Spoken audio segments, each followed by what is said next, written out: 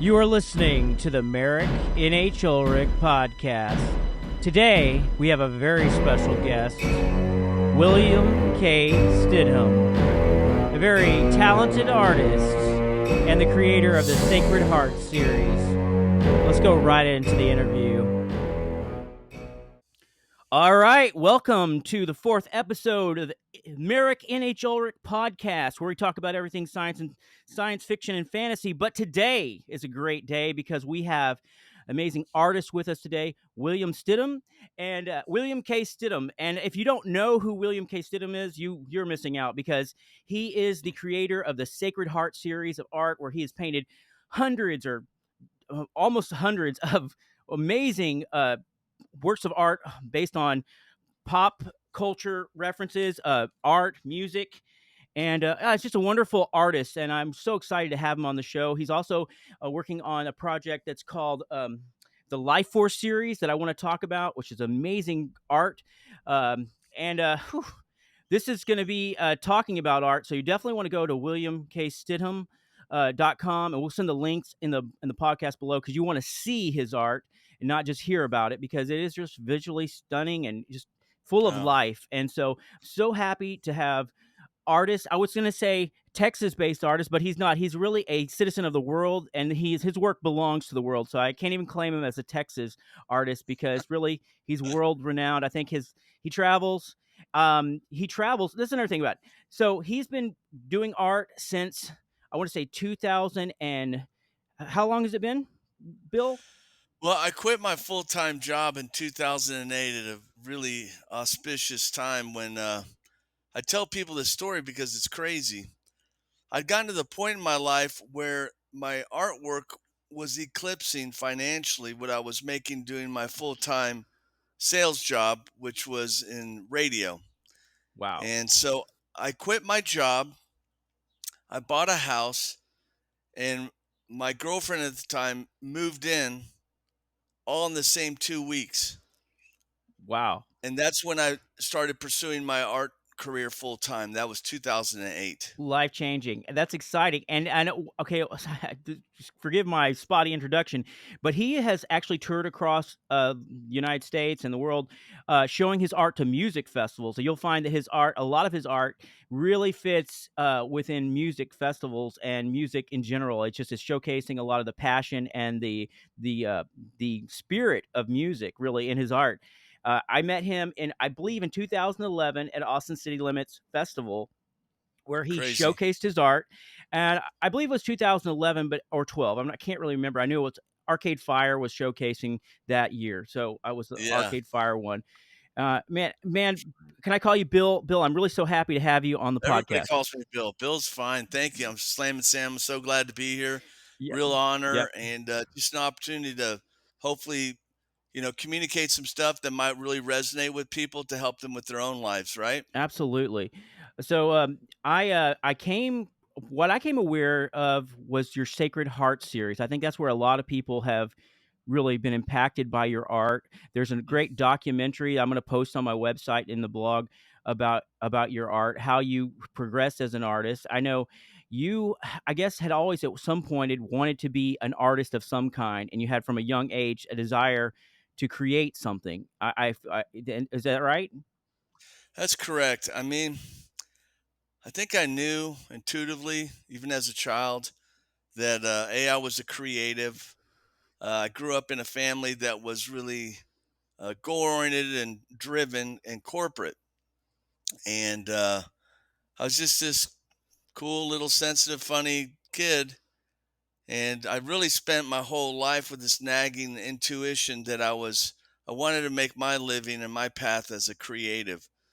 And I did a lot of things to try to get there, including a failed novel attempt that didn't get published.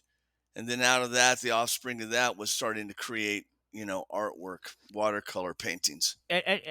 Forgive me, but when I watched the documentary about your life and your art working, I feel like when you did that novel, I felt like you had this weight on your shoulder, like you had to produce the best novel ever, and it was going to be Yeah, your life's work, and this is what was so important. And I resonate because I loved Ernest Hemingway. That you mentioned the sun also rises, right, and you wanted it to be a modern day sun also rises, right. and then I felt like in the relief of an acceptance of like this isn't happening, you're like, okay, I'm just going to do something I enjoy, and I'm painting.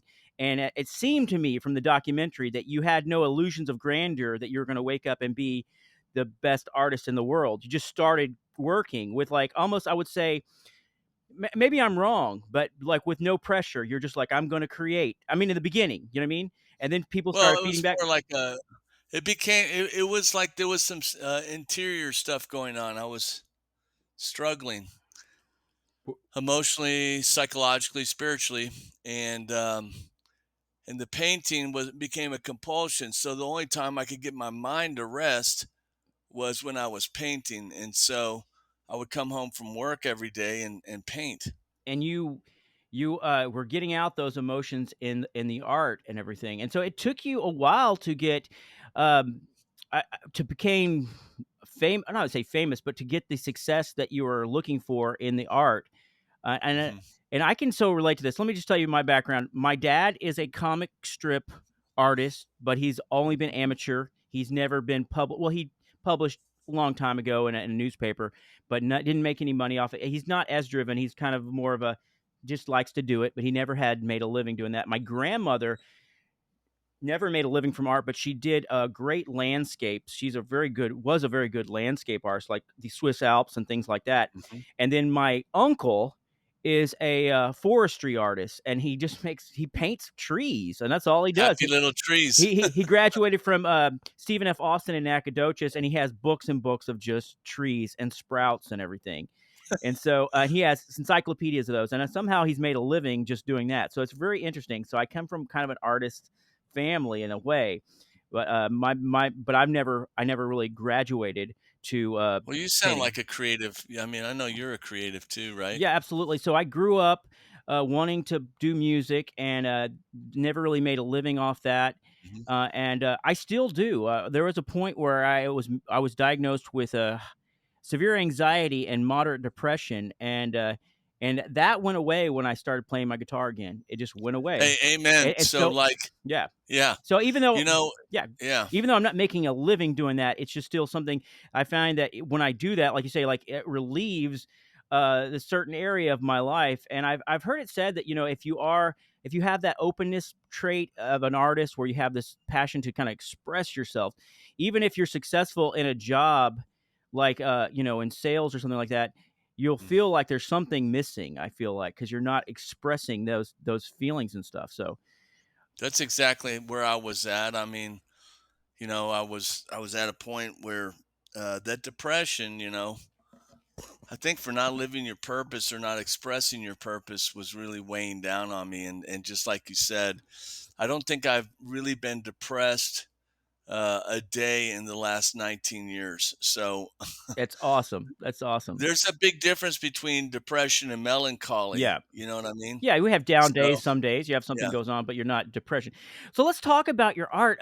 So how did the Sacred Heart series come to be, and also like, so you know, listeners, if you're listening, you're definitely going to have to go to his website. We'll have the link in the description, and you got to check out the Sacred Heart series. For to me, I mean, that's not everything you are, but I feel like that is like the entry point to what you've become. Can we talk about the Yes, Sacred Heart series? very well put. I mean, I've been on a spiritual journey my whole life.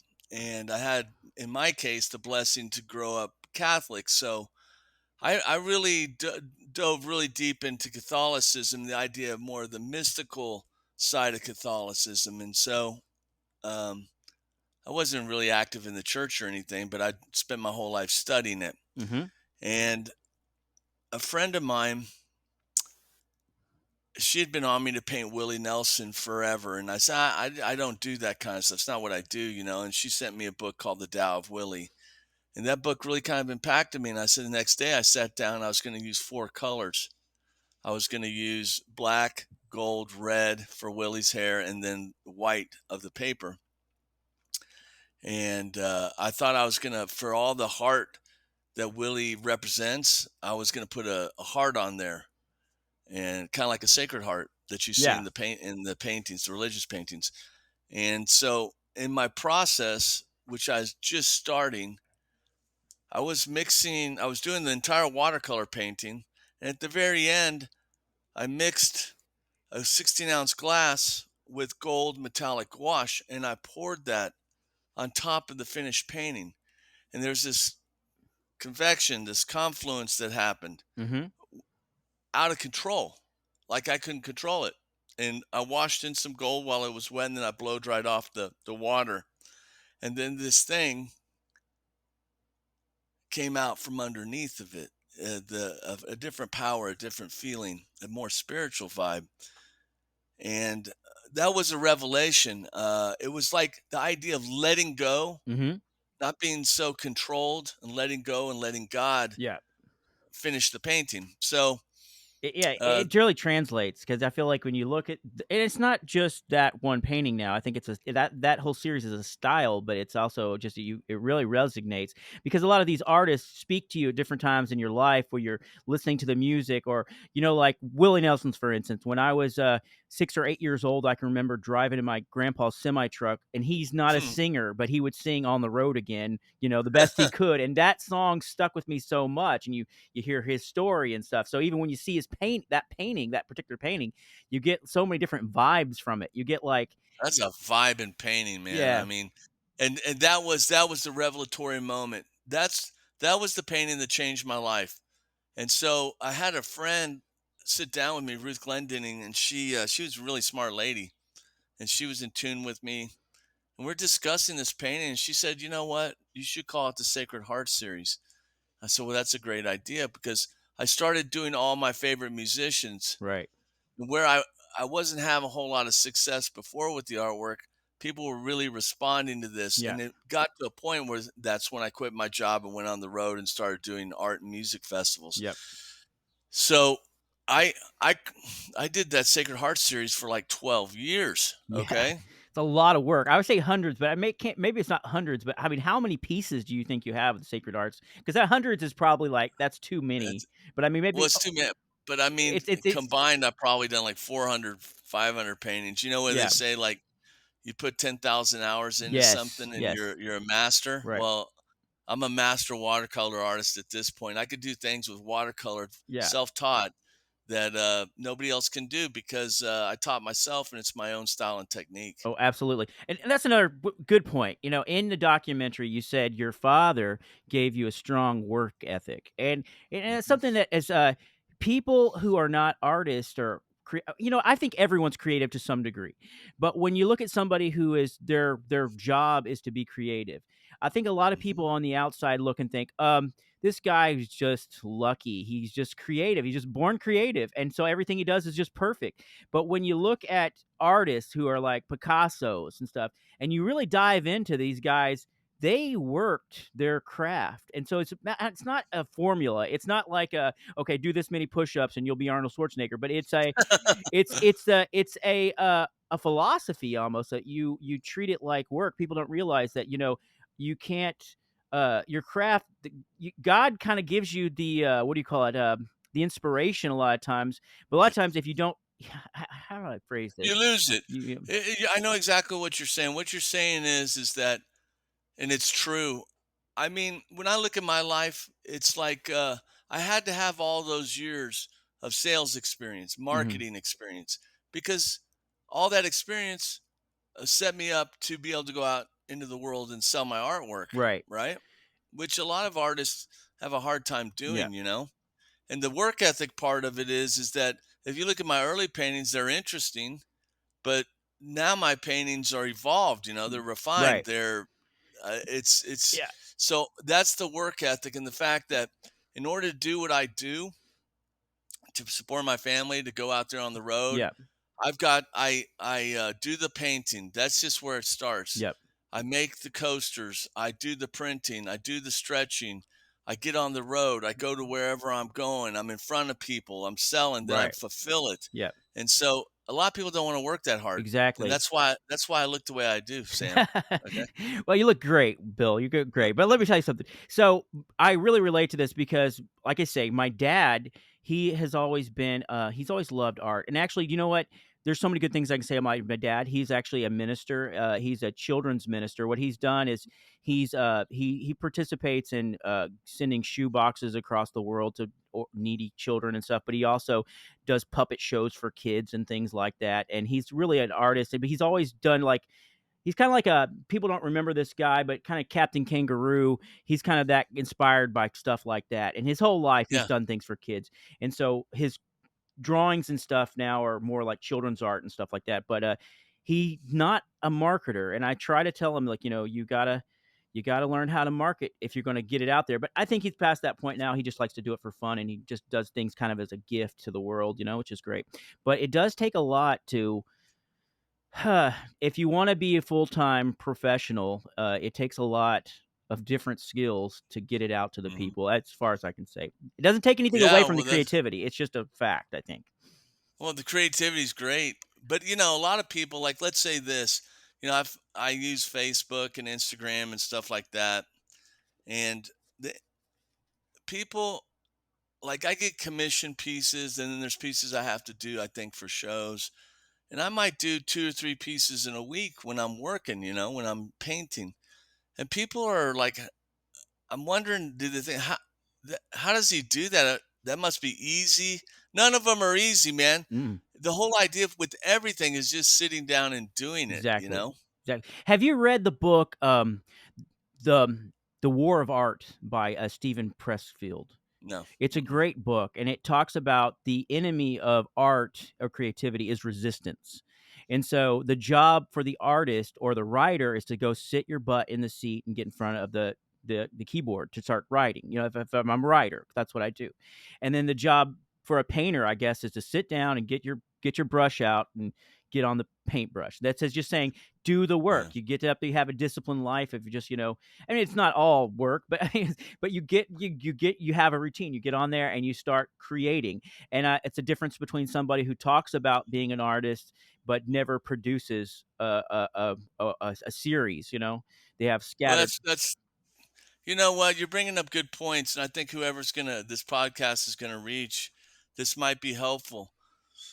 When I, when I sat down to write my novel, I learned a very valuable lesson. I made an invitation or appointment with my subconscious mind. Hmm.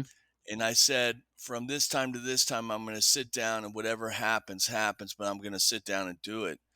And that was so invaluable because now it's like people think that you got to be inspired to create and all this. No, you got to sit down and start working, Yeah, yeah. and let, I heard somebody say, yeah, do you wait to get inspired before you create your art? And this guy said, yes, absolutely, and that happens every day at 8 a.m. right. I mean, so I hope that helps because you write and Yeah, you create music. this. Yeah, sometimes you get inspired, Yeah. you know? Well, what helped me become a writer is because I wrote songs in the past, and some of them are good, but I mean, I'm not famous or anything, but and what I found is sometimes you have to write 20 or 30 bad songs to write one good song. So in Right. the beginning, I was just like, I'm just going to write. And now with my writing and everything, I have good fans that are loyal that send me emails and stuff, and I'm getting 4 and 5 star reviews for the Merick Ulrik books and everything. But when I got started, I really had the humility of saying, you know what, I'm going to make the world's best hamburgers. That's what I'm going to do. Mhm. I want this Mhm. this to be satisfying to my readers. I want them to be entertained and to enjoy the work. And so I didn't take myself too seriously. I do want to get better at my craft. I would love to write something that's so meaningful that it could last a long time. And honestly, that's what your art does. It resonates to people. You have Thank a you. series that almost transcends art and spirituality. People get a feeling about, I do, about your art because like you said in the documentary there, the music is, you know, every one of us have, or not everyone, but we have key moments in our life where music is the bookmark for that point in our life where you can go to that song and go, yeah, that's when I met, my love of my life, or that's when Exactly. we had our first date, or that's when my son and I got together and we listened to that song, and it was so meaningful, you know. Yeah, I call them emotional mile markers. Like music is emotional mile markers. I think it's for me, it's the greatest thing. I mean, I got a 10-year-old son now. He's really opening up to music, and I said, well, I could tell him exact time and place, how old I was when this song came out, what it meant to me, what Yeah. it meant in my life. And I think when I do the paintings, this is the draw, the power, the impact of the paintings is that I'm capturing the essence of the people I'm painting, and I'm capturing that emotion in this amount of space right here. You can tell a person's story by their face, by their eyes. Yes, absolutely. So awesome, and so definitely, guys, check out the Heart series. It's just incredible. I would, That's where I started. Now he, I don't do Sacred Heart yeah, anymore. I'm doing the Life Force now. COVID wrecked me. okay, but I've seen some of your from your website, and I've seen some of your Life Force series paintings, and they resonate. I would say more emotion. It's like Yeah, you're catching movement, and color and movement. yeah, Yeah. you're catching that. So, let's back up just a little bit, talking about. Well, I don't know if we should back up. We should go with the flow with whatever. But I see like what's great about your story too is persistence. So there is how many years before you got to the Sacred Heart series that you were pursuing art? Well, I was 35 years old. My novel, I had an agent who was a big time agent in Los Angeles who was pitching my novel. We rewrote it. We, did everything I could. And from the time I wrote it to the time I said, no moss, I can't take anymore sleeping on couches and being broke. Yep. That was, I was 35 at that point. Yep. And, that's when I started getting creative started painting. Right. And, so it kind of went from there. I was about 8 years Mm, of just scuffling. God, but it really has been all worth it because really all that, I don't want to say emotion and pain, different turmoil and stuff, I feel like has probably made your art richer, you know? Yeah, I really, when I think about it, Sam, it's like very strange to think that over the course of the last, what is it, 16 years? I don't know how long it's been since 2008, but um, my artwork is, God only knows how many people have my artwork in their homes because I sell it reasonably in Yes. reproduction form. But Yep. I think that people look at my artwork. It's not just them looking at Jim Morrison or Kurt Cobain. Yep. They're feeling me in there. Yes, So absolutely. I have a few pieces here. I've got Stevie Ray Vaughan, and he's a Texas artist. I really love him, and this is a beautiful piece. I need to clean this frame here, and I got Ray Charles, and I love it, and I've got the Neil Young, and I definitely want to get more. I really do. There, I'm gonna send you something for sure. I I got to tell you this though. You know what's funny for your audience is that's awesome, and that still resonates with you. And that was 2011. I painted those in like 2006, wow, 2007, yeah, and that was like what 17, 18 years ago. So wow.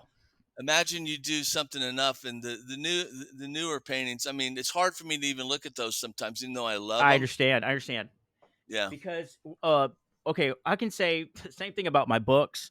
I can say the things about my songs is because you learn so much along the way, and but what resonates maybe is not all the skills, it's the heart too. So some of but to me they're fantastic. I'm so glad you still like them, I Sam. do, I do, and I want to get more. I say, like I'd say one of my favorite artists is Tom Petty, and when he died, I literally cried. I really did. It was just too unexpected. I was thinking, we have so many more years of Tom Petty, and and I didn't never meet him, so why am I crying? It's just his music was just so resonated with me. But He's one of the great American artists. I yeah, mean, I felt the same way. I saw him like 2 months before he died, yeah, and I've done. I've done 3 different paintings of Petty. That's how much he means to me, and I feel like I always felt like I had to get him right, and I Uh, think the last 2 I got him right.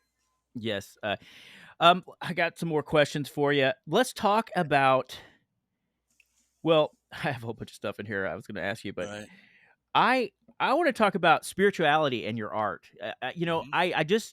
I feel like it's not just I feel God, I don't want to get all like a super new agey or something, but I feel such a good energy from you, brother. You what I Thank you. something that I have come to realize in the last few years is I cannot afford to hold bitterness in my heart against anyone, Mhm. even people who've done me wrong, and letting go of any bitterness or feelings of resentment from anyone who may have said something mean about me or maybe what I might have thought was double crossing me has just freed me in my heart.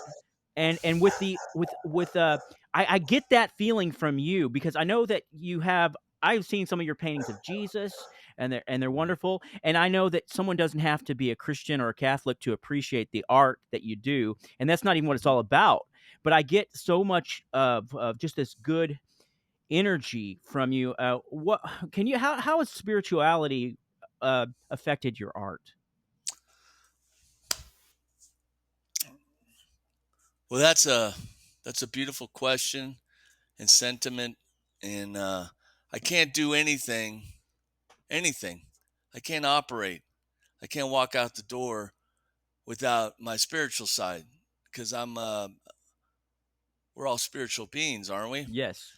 And so you think your whole life history, your whole life story, all your cellular memories tied into your experiences, and to put it through a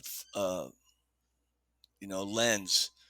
When I do go in to do my painting, it's a spiritual exercise for me. So I'm asking God, the higher power, the force, whatever you want to call it, to come through me into the painting. Yes. So each painting is a spiritual act, whether it's some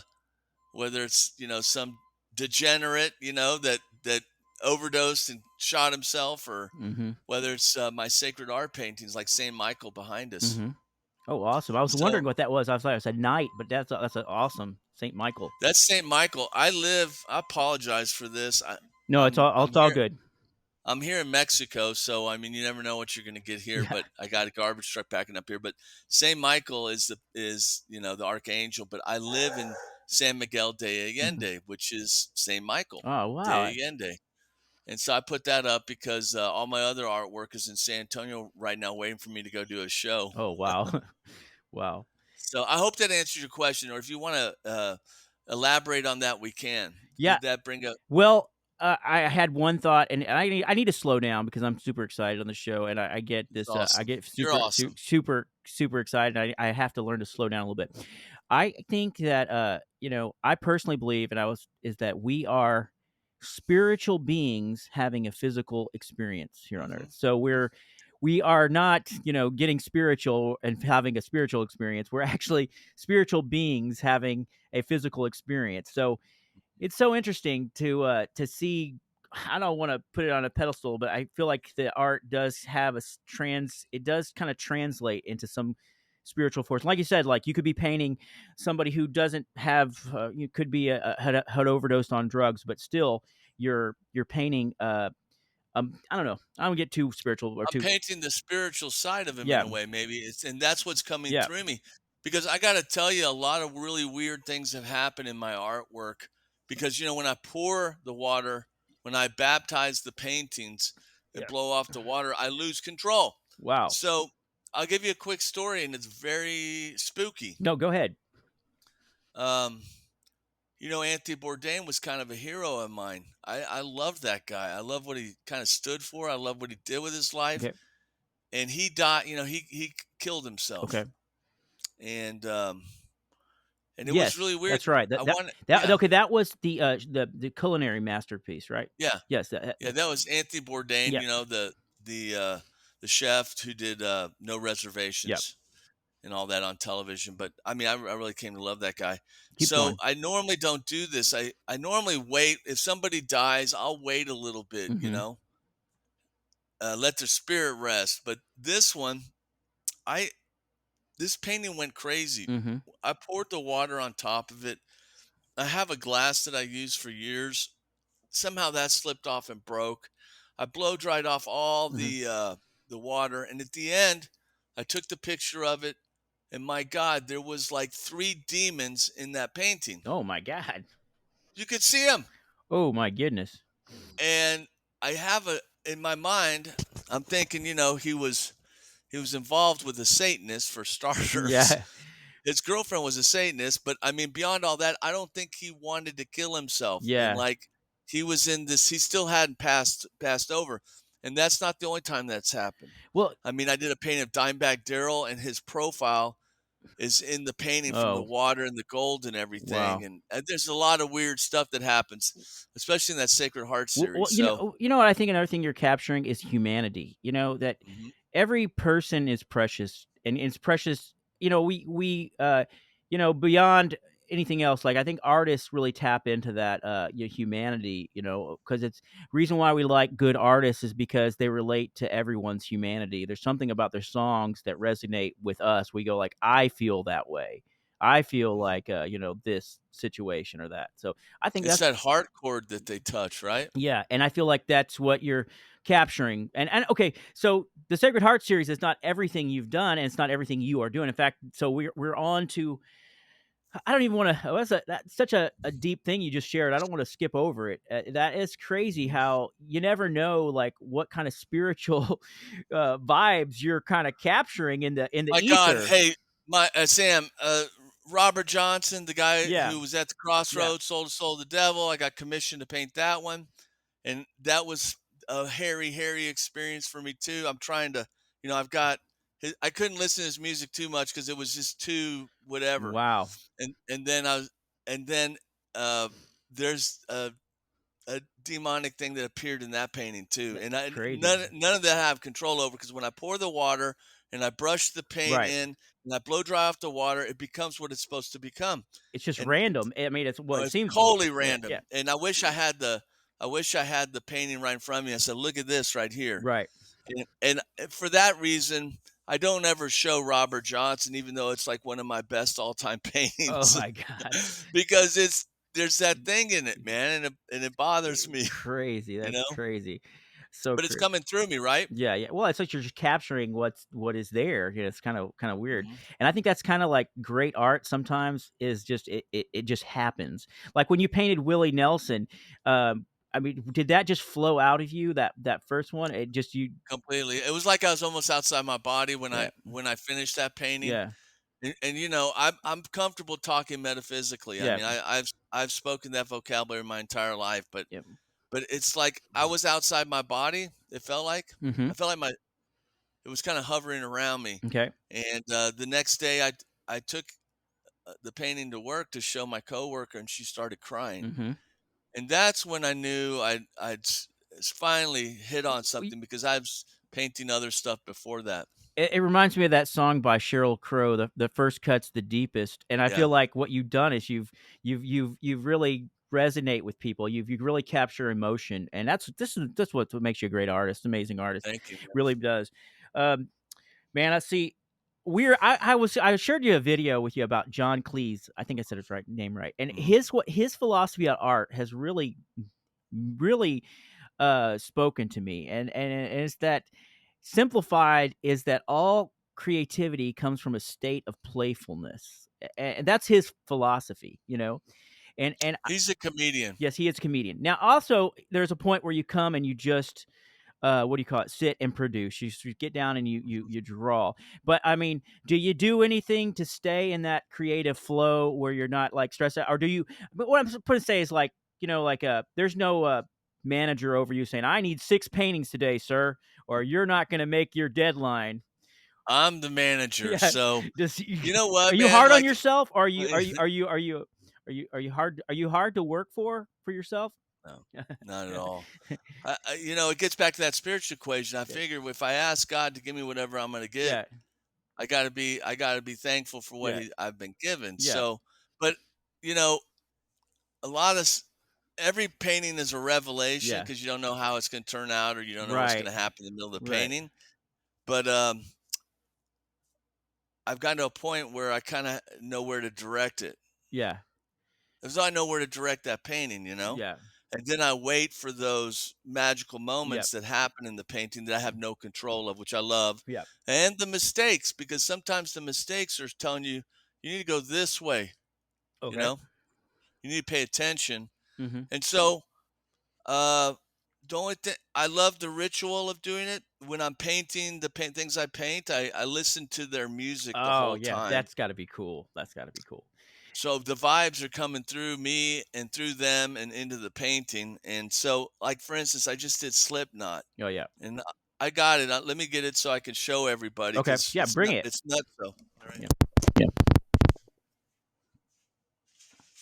Now for the people listening, who are not, like, on who are on, Spotify and stuff, so you're gonna have to go to YouTube to see this, but that's amazing. Can you show it one more time? Bring it one more time. Let's Can you bring it one more time? So Bill, Sam, can you bring Sam, it back one more time? 'Cause I'd like to. I'm sorry. Can you bring it back? all right, I was yeah, talking over it. I just wanna. Yeah, that is crazy. That is some crazy. That's great. It's crazy.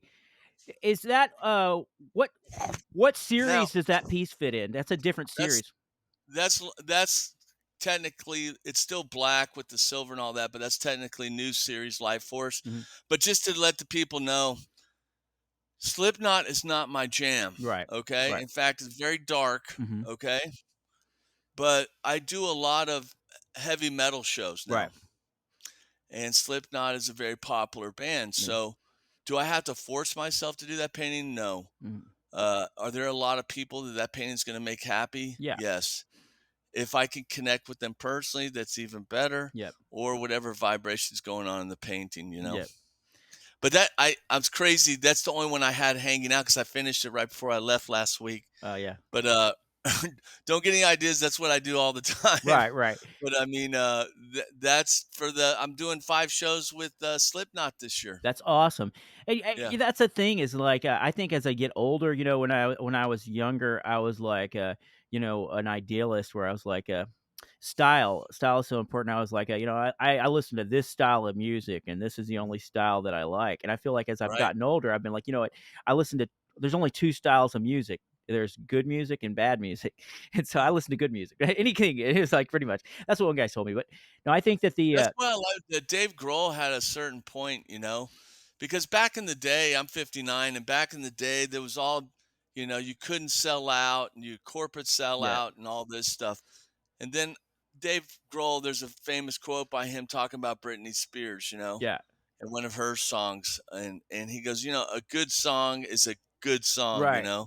And I've kind of let go of myself a little bit because there's a Taylor Swift song I like, or Yeah. you know what I mean. Josh Holmes, I is one of my favorite bands is, Queens of the Stone Queens Age, of Stone and Age, I yeah, really love them Crooked Vultures. They had one yeah, album, and, yeah, Josh Holmes, I seen him recently on some, I don't know, short video where he was talking about, like, yeah, I'll listen to, I forgot which song it was, a Britney Spears song, and it's a good song. I'll listen to that. It's like, hey, I but don't it's a good care. song to listen I'm to. not embarrassed to say that because, it's a great song, I'd be happy to have Dude, written that. I grew up listening to fricking Elton John, Yeah, and the Carpenters and yeah, all, just John Denver. yeah. The great song is a great song, but of course we get really attached to our genre of Yeah. music, don't we? And Bruce Lee said it too. He says style is an illusion. He's talking about martial arts. Style is an Yeah, illusion. You get pegged as a style. And I think that's another thing. What makes people old is they get brittle.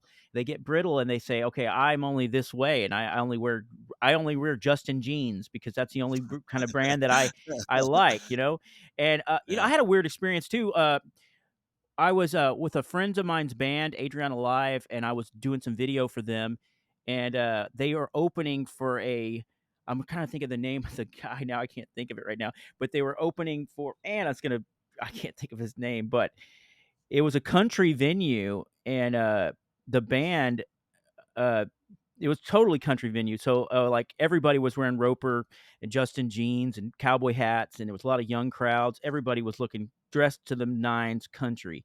Hmm. And, Hmm. and then the band came on and played, and you could tell they had a country feel, but they were like grunge, and they Hmm. they were dressed like Joe Dirt, but it was just like Black Sabbath or Nirvana sounding What's music. the name of the band? I want to check them Okay, out. hold on just a second, because I'm gonna have to go on to my Facebook here so I can remember the name of the band, because I really can't. I took some pictures for them, and I'm like thinking, what was that band? So I'm really bad about that. Things will just will what do you call it? Slip my mind in the moment here. A second. Yeah, kind of, I'm ready for the next revolution in country or rock, As long as it doesn't involve rap, I'm fine with it. Yeah. Okay, here's the name of the band that I cannot remember. Hold on. I know it's on my feed, so I'm scrolling way down. This is like 2 weeks ago. You know, it's a great band that I don't know if you've painted, but they're not as big, is King's Hmm. X. I started listening to them again, and I like Yeah. a lot of their songs, but they're not as big. Okay, the name of the band is Austin Mead, and I think he does some country too, but his music is very rock. It's I'm gonna I'm it's I'm gonna it's write that down right now. black, Hold on. like, it's just like, and it was so funny because I was there, you got all these young kids dressed in Justin jeans, the tight jeans, and the cowboy hats on, and the dude was just rocking out. He looks like grunge dog. I mean, it's good music, get me wrong, but it's at a country venue, and he's relating to all these country kids. It was in like a little town outside of San Antonio. I'm gonna think of that, and it was at Texas Pride Barbecue. It's the name of the venue. Uh, Oh man, I've never been there, but but it's right outside of San Antonio. It's Addison, Texas, I think, and Addison, I think it's called Addison. Yeah, it's it's right outside of it's right outside of Houston or San San Antonio? Antonio. Atkins, Addison's that down. Adkins, not Atkins, there you Adkins, not Addison. Atkins, Yeah, Atkins, Texas. Yep. So, anyways, it's weird. I've never been there. so well, I'll we're have to check it out. getting off track, but man, it's been a pleasure talking with you. We've got a little more time. Um, I was going to ask you, do you take yourself serious? I guess you do, kind of. Your art is serious in a sense because you're very become a professional at what you do. Yeah, well, my whole thing is that I do major music festivals, and that's how I kind of promote and sell my Hmm. artwork. And the last thing I can be is a dick. Okay, Yeah. so I'm pride myself in being very accessible Yes. and approachable and friendly and everything, where you see a lot of artists are not, You're right. They're very pretentious, and so Yeah. well, I would say you are a very professional artist. But you're right, Mhm. because whenever I saw you in 2011, you seem exactly as you are now. Very accessible, kind, friendly. Hey, what are you looking for? What kind of art are you looking to? And I was like, I don't Mhm. know. And then you showed me some prints that I could afford, and you're right, they were very reasonably priced for what I could afford. And My thing is this, I mean, people come in all sizes and flavors, yeah. man. I mean, not everybody wants to afford something more expensive. So I start out with the $10 coaster, Hmm. and which I would like to show you now because this is really the backbone of my business. All Sure, right, hold show on. show it to me.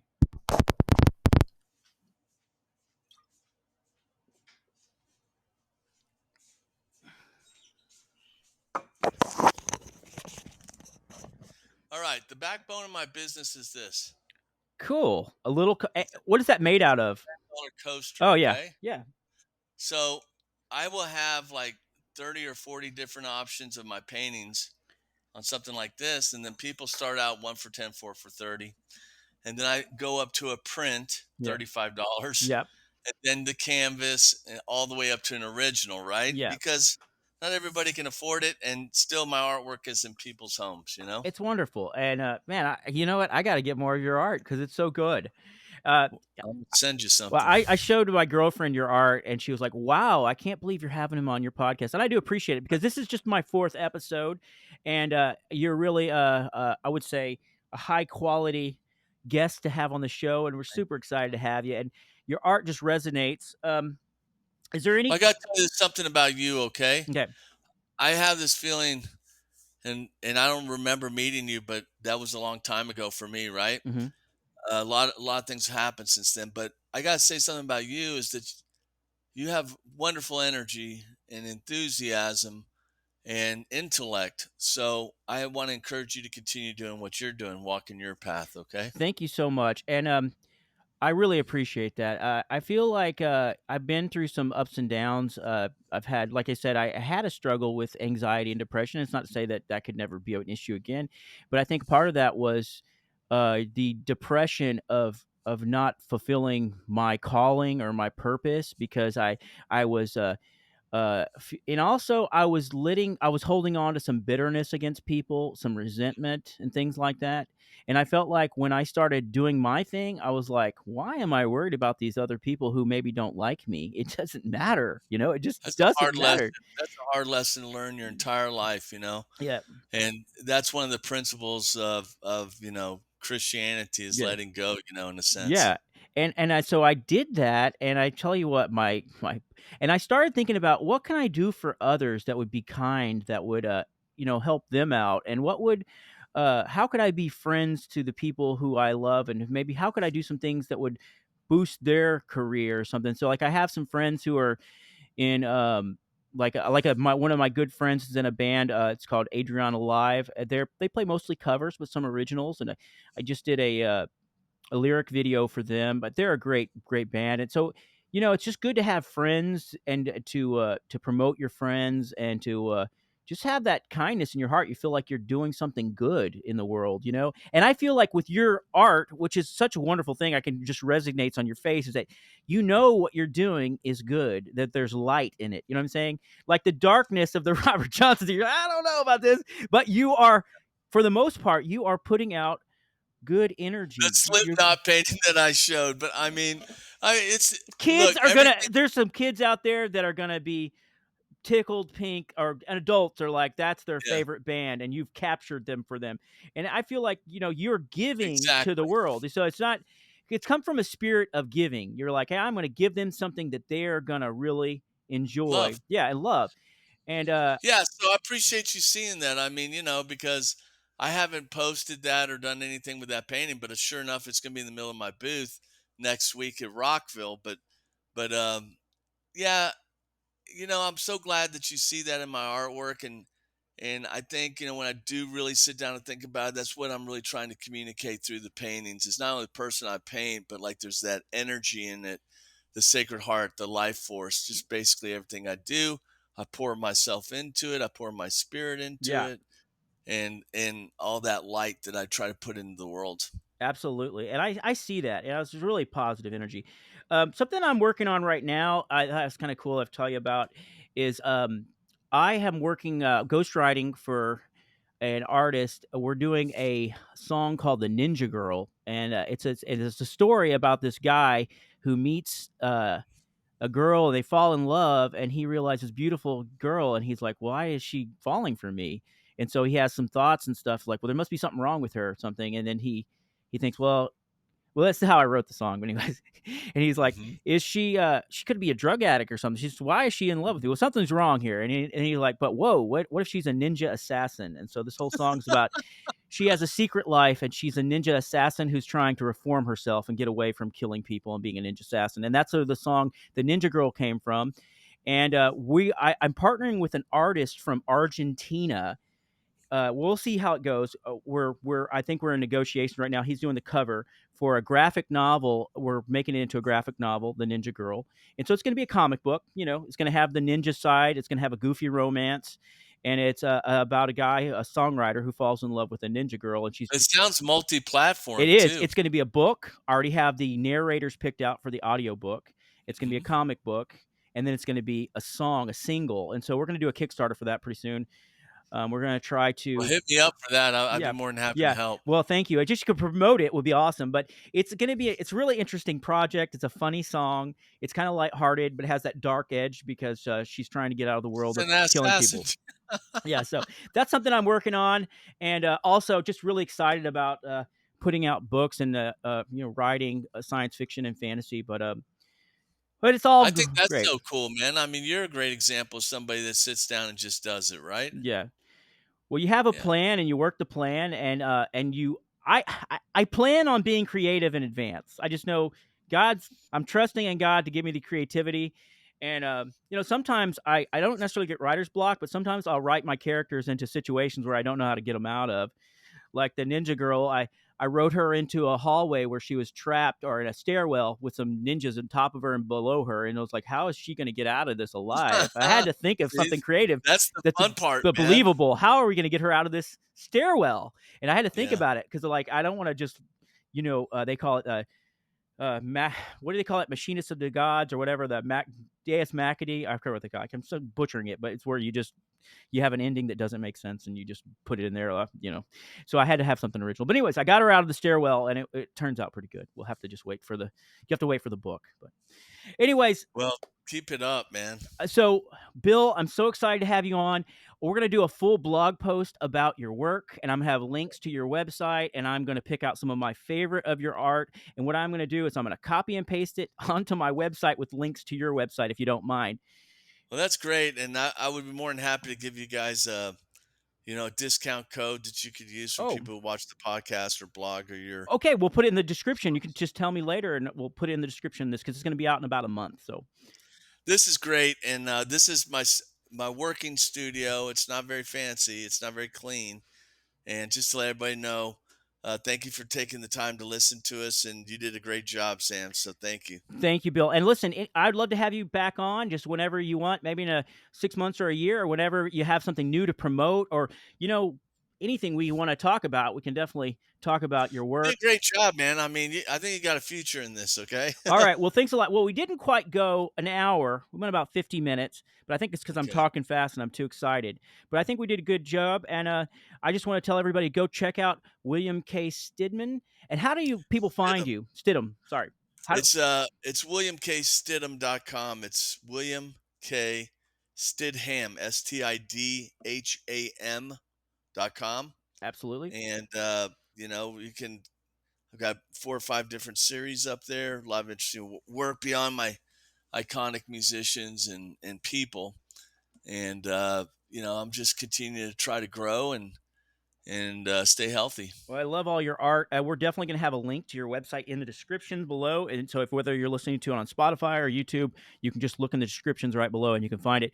Yeah, I mean, I actually we could talk more about your art. I got if you go to his website, he's got the Sacred Heart series, of course, but he also has Life Force series, and Life Force is amazing. It's currently what he's working on. Um, he's got let's see. The Life Force series is just I'm I've looking at got my sacred artwork, yes.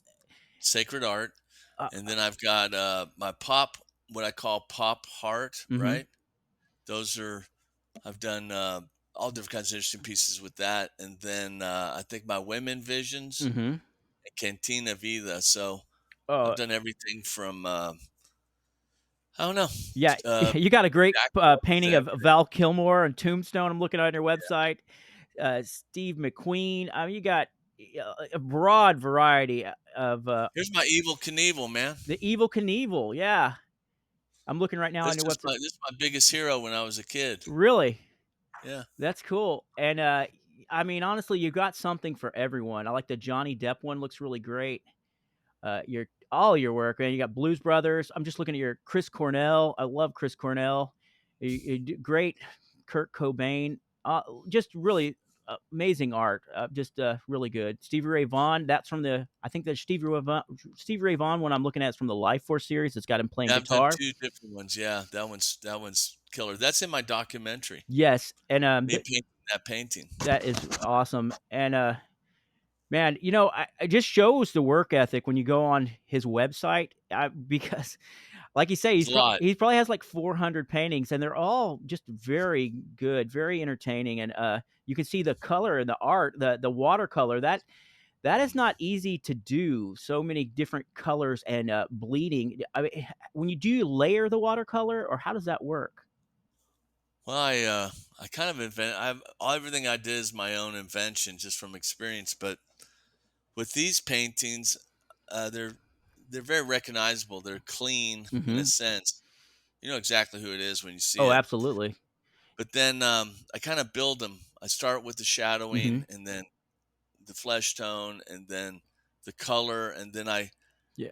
I get those paintings. I don't soak those yet, but I'll when the paint is wet, I'll flick water and they create those watermarks, that Right. that you see in those. And then at the end I dry that and then I pour the water on top of that and add more color.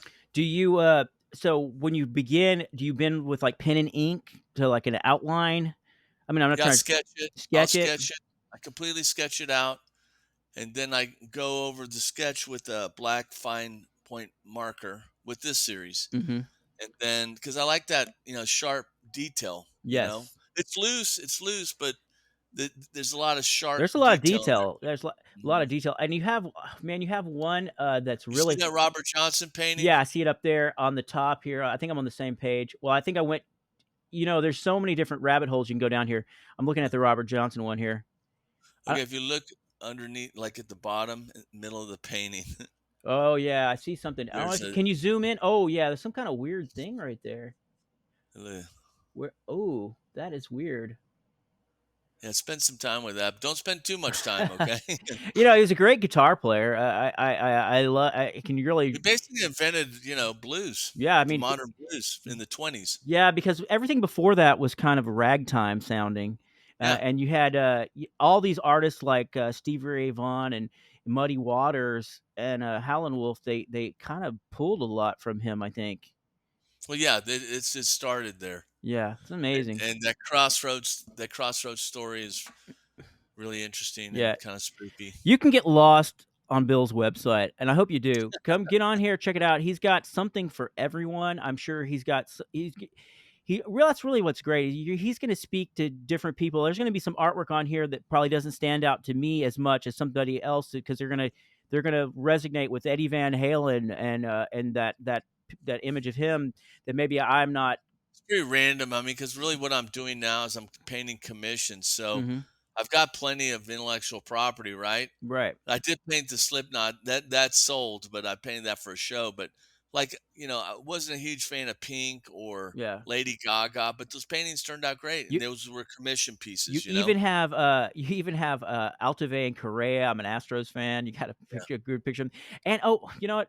I'm about to end the show, but I had to ask you, you did a commission for Billy Gibbons, and I saw that. That was pretty neat, and I'm seeing Yeah, him on that your was a big deal. did he commission that work? Is I got you got to meet him and everything, or do you just Yeah, we did what I call a signature series now. It's something that I'm doing. I did a really cool painting of Billy Gibbons. Billy Gibbons saw it. He wanted to do something together. We created a partnership. We did 50 metal pieces that he signed and I signed. Metal meaning like it's sublimated on the metal. They're wow. very sharp. Wow. And we've sold 48 of those. I've got two left. Wow, that's amazing. So, yeah, if you wanna get that series, you better get with No, it's too Bill. late. By the time this comes out, it's Yeah, it's over. probably already gone, yeah. But, I mean, But I do honestly have but Tracy Guns from LA Guns. but He's but available. can you Let's get see. can you get prints of that? You can still get a print, right? No. No, not until the series sells Oh, okay, through. okay, I Once the see, I see. series sells through, then I'll open it up to everybody. And you got Tracy Gunn's, signature series, what is that? Yes, Tracy Guns, That's awesome, that's from LA Guns, right? LA Guns. That's Yeah. awesome, and I see here you've got a Warren Zevon, that's one of my favorite artists. Who paints Warren I Zevon, know, huh? I know, and he has such heart-wrenching songs like "Keep Me in Your Heart for a While." I'm sorry, I like this one song of his, and I guess it's adult podcast, but he has a song called, "Your Shit's Fucked Up." I love that song. I'm sorry, I just do Were love you that song. ever were you ever an Elliott Smith fan? Oh, I love Elliott Smith. He's very dark, but I mean, like, My Elliott Smith painting, I mean, he's like my favorite, oh, really? okay? Oh, really? Yeah, Well, I would have thought, but he is like one of my favorites. I love maybe all that's his how we work. connect. Yeah. He's got it's kind of dark, but like not really. I mean, he's just kind of Brittle, he was on that movie. He had a Good song, Will Hunting. Good Will Hunting, and he was also had a song on the Royal Tenenbaums. A Needle in the Hay Yeah, was on Needle that. in the Hay. Yeah, he is a amazing artist. Left us too soon, but he had a just a beautiful way of putting songs together, and really just Yeah, kind of heartbreaking. yeah, His whole heartbreaking. story, his whole life, his whole story.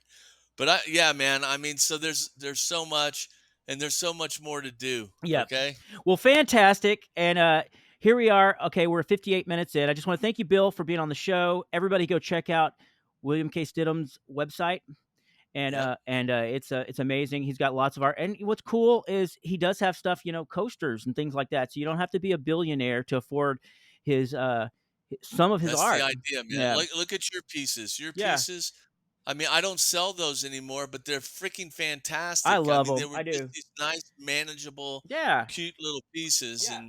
So you don't and do. I try to do that for everybody, where I can make it Yeah. affordable for whoever, right? Yeah. That's 2006. All three of Yeah. those. I think I got these in 2011, and I and painted those back in six or seven, two odd yeah, six or odd seven. fantastic. Just really enjoy your work, and I'm really excited to be talking to you. So hopefully I'll come. Maybe I'll randomly go to a concert festival, and I'll see your booth there, and we'll catch up. Who knows?